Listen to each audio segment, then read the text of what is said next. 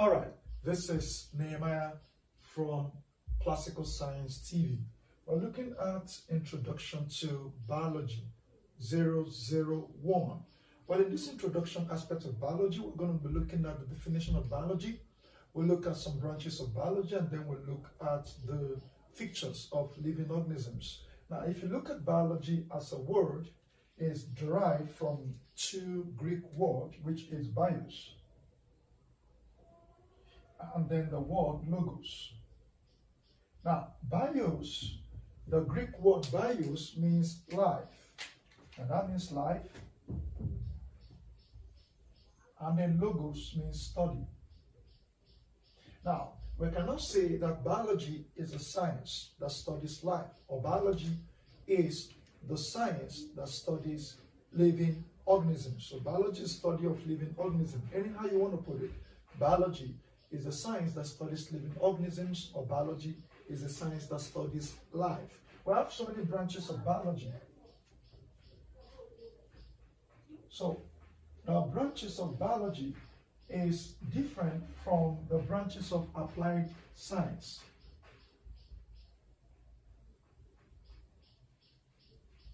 The branches of biology is different from the branches of applied science. Over here in applied science, you notice that we have medicine and surgery. Medicine and surgery is not directly a branch of biology, rather is a branch of applied science. So we have med-surg.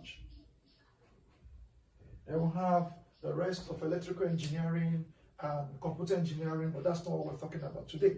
We're talking about biology. And we talk about medicine because it's related to biology. What medicine is doing is that it is bringing biological knowledge into practical use and helping humanity with it.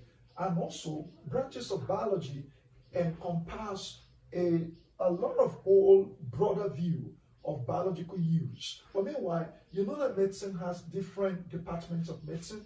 We have the one of the pediatrics, those that deal with little children, thinking doctors that deal with little children. We have ophthalmologists, doctors that deal with eyes. We have dermatologists, doctors that deal with the skin, and so on and so forth. Now, for the branches of biology, we have so many of those. So the first one is botany.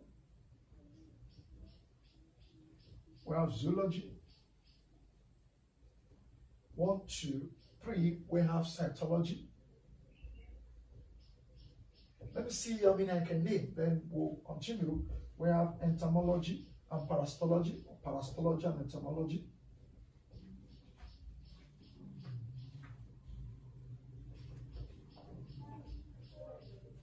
Entomology. Then we have histology. We have microbiology. Then we have biochemistry. Now let's pick up the first one. Botany is just the study of plants. So we have over there the study of plants. Zoology is the study of animals. Then cytology is the study of cells. Study of plants, study of animals, study of cells. Parasitology is the study of parasites, and entomology is the study of insects. Now we have histology, which is study of tissues. We have microbiology, study of living organisms. We have biochemistry, which, let's put it there. This one is tissues. And this one is microbes. Microbes, I mean microorganisms. This one is giant molecules. That is biological molecules. We're talking about biochemistry, is talking about the study of biological molecules. We have other branches of biology. We have such like ecology, study of environment. We have genetics, which is study of hereditary. We have a lot of those. We have pharmacogenesis. If I've not had that before, let me write it over here.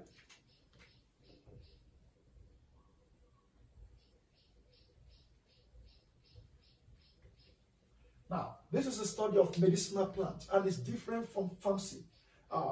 Pharmacogenesis is a study of medicinal plants. Then pharmacy is applied science too, because it's going to be using medicine as a whole. using FAMC in its own studies the mode of production and dispensing of drugs. So that's on FAMC. But pharmacogenesis is studying the use of medicinal plants. So it's not two things. There are two different things. Now we have living organisms must have certain features in them.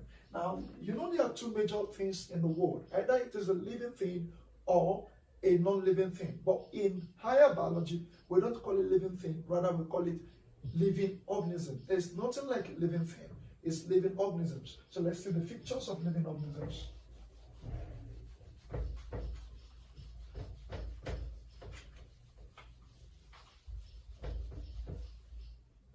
All right. We all use lifespan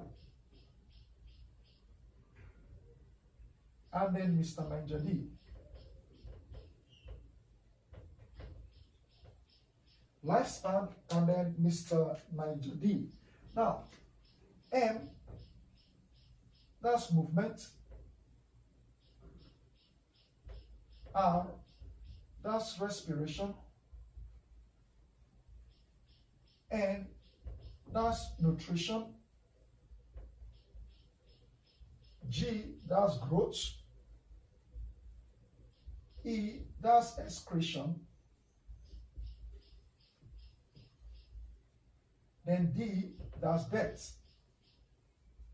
Now, when you talk about the lifespan is the cycle between the formation of zygote in the fetus, in the embryo. In fact, there's a branch of biology known as embryology, the study of the maturity or the mode of formation of zygotes, embryo zygotes into maturity.